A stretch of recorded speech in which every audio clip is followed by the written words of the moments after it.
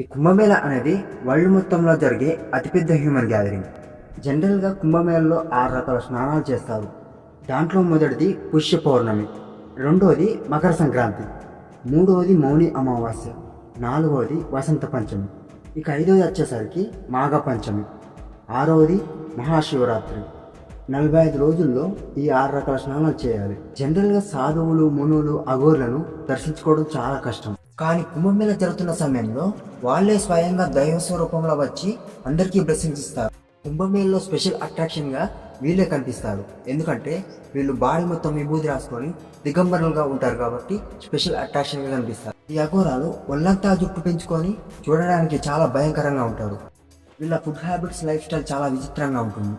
వీళ్ళు నరమాంసని ఎక్కువ ఇష్టపడతారు అండ్ శవాలను చాలా ప్రేమిస్తారు. ఆడవారు పురోజులకు అసలే పోరు.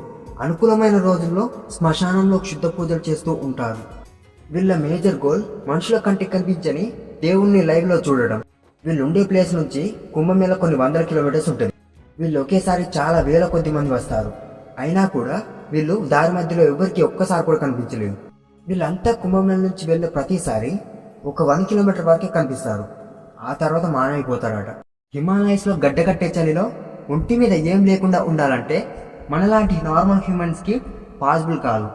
కానీ వీళ్ళు 24/7 అక్కడే ఉంటారు. ఈ వీడియో మీకు వర్త్ అనిపిస్తే ఒక లైక్ కొట్టి సబ్స్క్రైబ్ చేసుకోండి. మీరు లైక్ చేసుకోవడం ద్వారా ఈ వీడియోకి కొంచెం రీచ్ వస్తుంది.